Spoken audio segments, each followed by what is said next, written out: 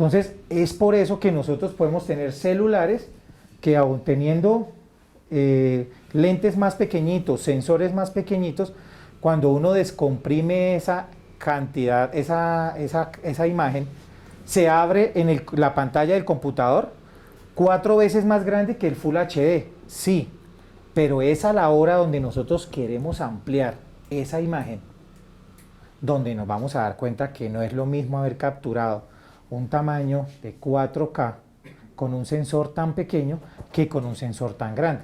La primera es que no tiene la misma entrada de luz. La segunda es que sí, tenemos el tamaño, pero no la definición como para hacer correcciones en color, como para hacer efectos digitales. Entonces no tiene tanta información.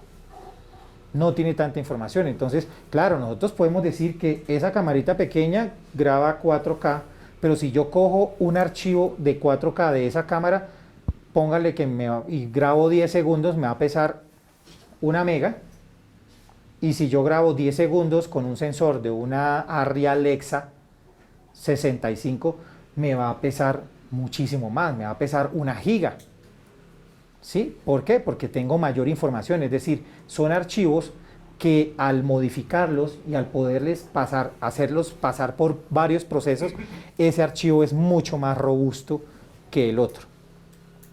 Eso es, yo lo equiparo a tener un carrito, un carro construido completamente en madera, con puntillas, con motor, y pasarlo por una carretera destapada.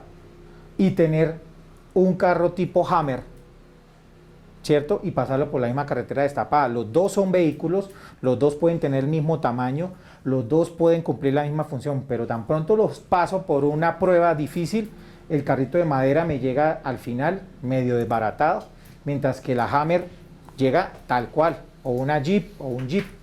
Eso es. Entonces, nosotros cuando pidamos cámaras en 4K, la primera pregunta, lo mismo es, cuando vayamos a rodar, hay que decirle, ¿para qué voy a utilizar ese 4K?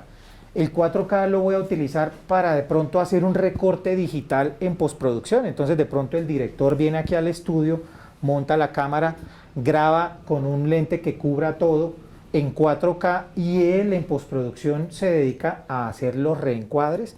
Si tiene buena iluminación, si tiene una cámara que realmente tiene un sensor grande en 4K y que adicionalmente tiene una información de 4K con un archivo robusto, él se puede dar ese lujo. Él se puede dar ese lujo. Lo que nosotros no podríamos llegar a hacer con una camarita como estas. Una cámara como estas graba en 4K y yo he abierto ese archivo aquí en el computador y sí me permite hacer acercamientos, pero por supuesto que la cámara, tan pronto yo le hago ese acercamiento y lo recorto y además le hago render y exporto, ya cuando lo veo exportado se va a notar. Se va a notar, tiene un límite, mientras que esos otros archivos son mucho más maniobrables, más manejables. Y entre más robusto sea el archivo, mucho mejor. Y en robustez de archivos estamos hablando de que depende del tipo de cámara, de la marca de cámara y de la compresión, porque hay cámaras que son 420 y cámaras que son 422 o las cámaras de alta gama que son 444. ¿Qué significa eso? Que si yo tengo una cámara que me captura 4,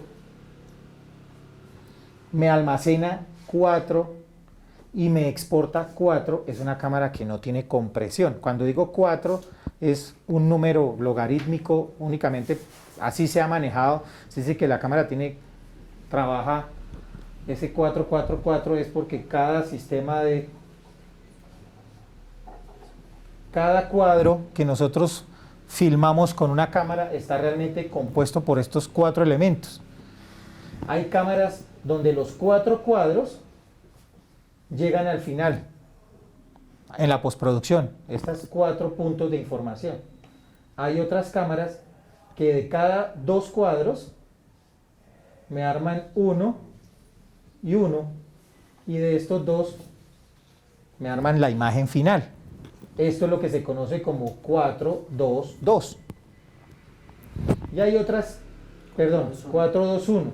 Y hay otras cámaras donde al final trabajan 4, 2, 2, que son las cámaras de gama intermedia, que me genera dos archivos que si yo los uno, los vuelvo un archivo progresivo y es un archivo más fuerte, es más robusto, pero es un archivo que de todas maneras se armó a partir de 2.